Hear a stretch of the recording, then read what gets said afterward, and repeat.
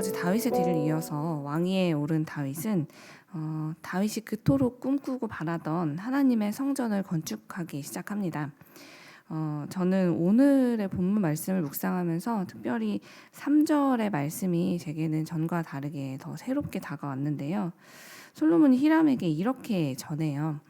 다윗이 사방의 전쟁으로 말미암아 성전을 건축하지 못하고 여호와께서 그의 원수들을 그의 발바닥 밑에 두시기를 기다렸다라고 이야기를 하죠.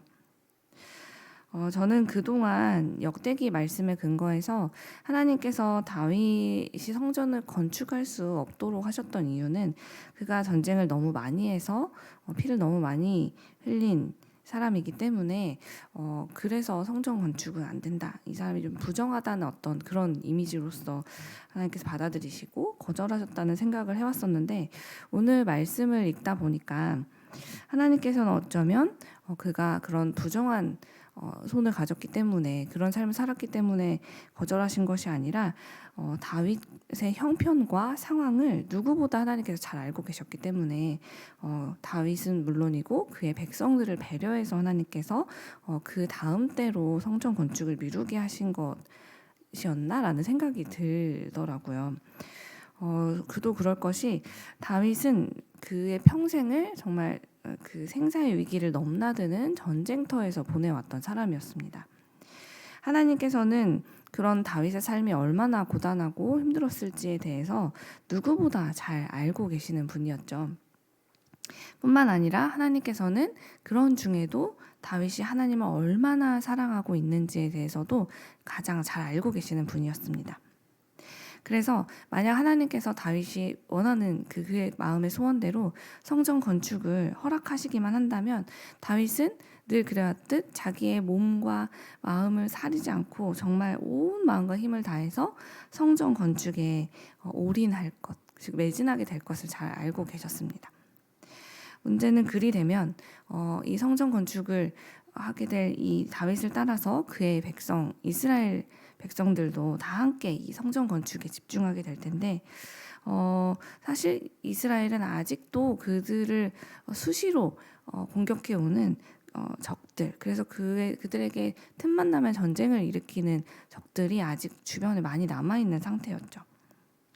만약 다윗이 자기의 소원, 너무 간절한 소원이기 때문에 하나님께서 그것을 들어주셔서 성전 건축을 무작정 시작했다고 해도 그런 성전 건축을 이제 하는 상황 속에서 여기저기서 만약 전쟁이 일어나게 된다면 다윗은 물론 백성들 모두가 이 성전 건축을 기쁨과 감사로 하게 되기보다는 이 성전을 짓게 하신 그 하나님, 이런 전쟁이 계속되고 있는 중에 이 일까지 해야 되는 상황을 만드신 하나님을 향해서 백성들은 분명히 원망하고 불평하면서 죄의 길에 서게 될 것이 아마 너무나도 자명했을 겁니다.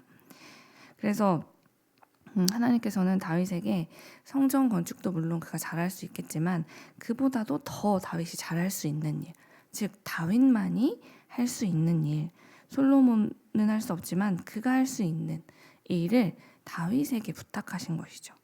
그 일이 바로 지금 여전히 전쟁이 계속되고 있는 이 나라 안팎을 정리하여 안정된 나라를 만들고 그렇게 태평성대를 이룬 후에 그 다음 세대가 하나님의 성전을 집중하여 지을 수 있도록 그 모든 성전 건축에 필요한 준비까지 하는 것, 그것을 하나님께서는 다윗이 가장 잘할 수 있는 일이기에 그에게 맡겨주신 것입니다.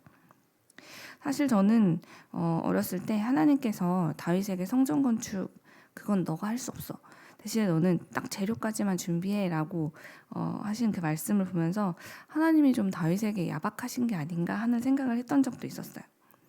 성전 건축을 하는 것, 그것을 너무 간절히 바라는 다윗의 입장에서는 건축을 하는 것은 참 보람 있고 가치 있고 중요한 일이라고 느꼈겠지만 반면 재료를 준비해 주는 것까지만 하고 직접 건축에 참여하는 것은 안 된다라는 말을 들었을 때 왠지 그 재료를 준비하는 것은 직접 짓는 것보다는 기쁨과 보람이 적을 거라는 생각이 그때는 들었었거든요.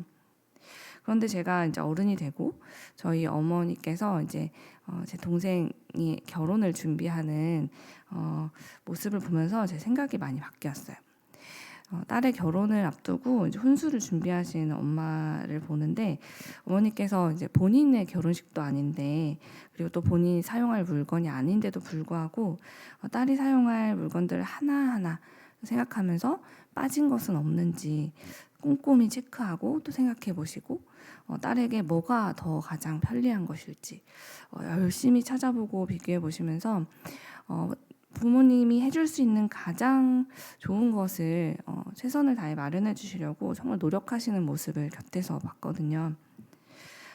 사실 정작 본인은 써보지도 못했던 것들을 준비하려고 애쓰시면서 딸을 위해서 나는 야 이런 거 하나도 못 써봤는데 너는 참 좋겠다라고 아쉬워하는 그런 말을 하시거나 그런 모습을 보이시기는커녕 나의 소중한 딸에게 내가 이런 좋은 것들을 해줄 수 있어서 정말 너무 행복하다라고 정말 어찌나 기뻐하시는지요. 아직도 그렇게 행복해하시던 그 모습을 생각하면 제 마음이 뭉클해집니다. 그런데 저는 오늘 말씀을 묵상하면서 이 성전 건축에 필요한 모든 재료를 준비해가는 다윗의 마음이 아마도 그런 심정이 아니었을까 하는 생각이 들었어요. 다윗은 이 세상 누구보다도 아주 기꺼이 그리고 자발적인 마음으로 또 용감한 믿음으로 그가 가진 최선으로 성전 건축을 준비했습니다. 그리고 다윗이 이렇게 기쁘게 자신의 최선을 다해서 하나님의 성전을 위한 재료들, 그 필요한 모든 것들을 준비해가는 과정을 그의 곁에서 누가 보고 있었을까요? 바로 오늘 본문의 1절부터 등장하는 두로왕 히람이 보고 있었죠. 정확히 말하면 하나님께서 이 히람에게 다윗을 통해서 하나님의 사랑과 그의 백성을 어떻게 그분이 인도하시는지를 보게 하셨다고 저는 믿는데요. 히람은 비록 이방 나라의 왕이었지만 하나님의 계획 안에서 다윗과 돈독한 관계를 유지하며 지내왔습니다. 그 덕분에 다윗이 그의 평생에 하나님을 얼마나 순전한 마음으로 사랑하고 섬기는지 그의 삶을 정말 자세히 볼 수 있었죠. 그는 다윗과 알고 지낸 그 시간 동안 다윗이 믿는 여호와 하나님, 그분께서는 당신의 백성들을 단 한순간도 혼자 두지 않고 사랑으로 세심히 그들의 평생을 인도하신다는 것을 보고 또 보았습니다. 심지어 다윗이 자기가 그토록 바라는 성전 건축을 직접 참여하지 못할지라도, 건축에는 직접 관여하지 못하지만 그것을 위한 재료들을 다 준비를 갖춰나가는 그때에도 다윗이 조금이라도 아쉬워하거나 불평하거나 하나님을 향해 서운해하는 것이 아니라 자기에게 이 일을 맡겨주신, 이 준비하는 모든 과정을 맡겨주신 하나님께 감사하면서 이 세상 누구보다 행복한 모습으로 다음 세대를 위해서 그가 할 수 있는 모든 것들을 기쁘게 준비하는 그 모습이 히람에게는 아주 인상적인 모습으로 다가왔을 겁니다.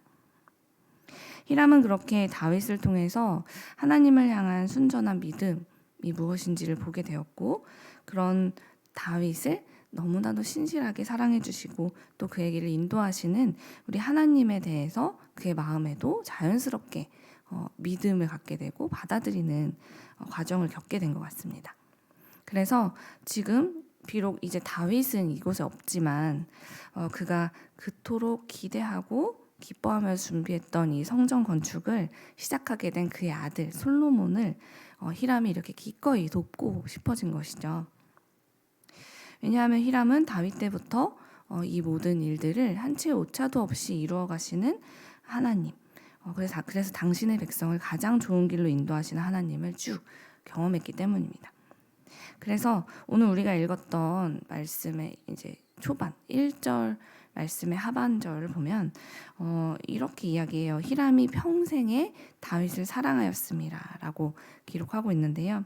우리말 성경은 히람이 항상 다윗에게 호의적이었다라고 번역하고 있어요. 히람이 늘 다윗을 통해서 보았던 그 하나님을 떠올릴 때 그는 그 하나님과 다윗을 보면서 그에게 늘 호의적일 수밖에 없었다라는 기록으로 저는 느껴졌는데요. 그리고 그렇게 다윗에게 호의적이었던 히람은 이제는 뒤이어서 그의 아들인 솔로몬에게까지 그가 가장 막막하고 어려운 이 성전 건축을 앞두고 막막한 시기에 가장 큰 힘이 되어줍니다. 솔로몬이 히람에게 도움을 청하자 히람이 이렇게 반응해요. 제가 7절의 말씀을 우리말 성경으로 읽어드릴게요. 저 많은 백성을 다스릴 지혜로운 아들을 다윗에게 주신 여호와여, 오늘 찬양을 받으십시오 라고 히람이 이야기를 합니다. 히람의 취미가 이스라엘의 왕을 도와주는 것이라서 그가 이렇게 종교도 다른 이스라엘의 신을 위한 신전을 짓는 일에 이렇게 발벗고 나서고 있는 걸까요? 그렇지 않습니다. 그는 다윗이 하나님의 말씀에 순종하며 살아가는 모습을 보면서 세상 그 어떤 왕에게서도 볼 수 없었던 기쁨과 평화를 맛보는 삶, 참된 구원을 맛보는 삶이 무엇인지를 보았습니다. 그래서 내가 원하는 것을 다 하고 살아야 행복한 게 아니구나.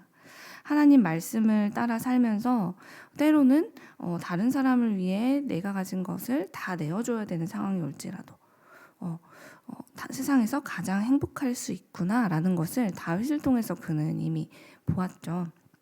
그래서 그는 이렇게 오늘 우리가 있는 이 성경 속에 그가 비록 이스라엘 사람도 아니고 이방 나라의 왕임에도 불구하고 마치 이스라엘 사람, 마치 하나님을 정말 오래전부터 믿어왔던 사람인 것처럼 이스라엘의 하나님을 찬양하면서 그분의 성전을 건축하는 일에 기꺼이 나서서 볼 발벗고 도와주는 그런 아름다운 사람으로 오늘 이 성경에 그의 이름이 기록되게 된 것입니다.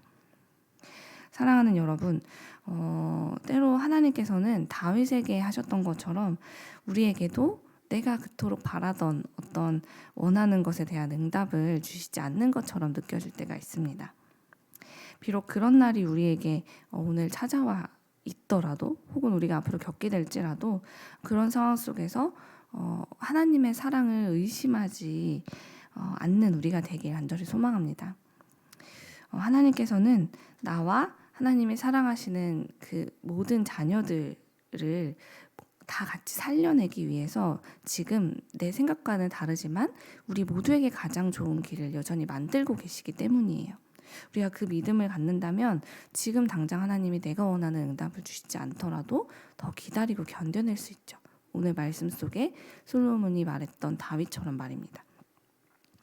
그래서 우리의 소원대로 지금은 이루어지지 않는 것처럼 보일지라도 우리를 위해 지금도 하나님이 가장 좋은 길을 열고 계신다라는 믿음을 가지고 하나님을 신뢰하면서 우리가 그렇게 계속해서 믿음의 길을 걸어간다면 하나님께서는 그런 우리를 잘되게 하시는 것뿐만이 아니라 우리 곁에서 우리를 바라보고 우리와 관계를 맺고 있는 사람들, 즉 수많은 히람들을 우리 곁에 세워나가실 것입니다.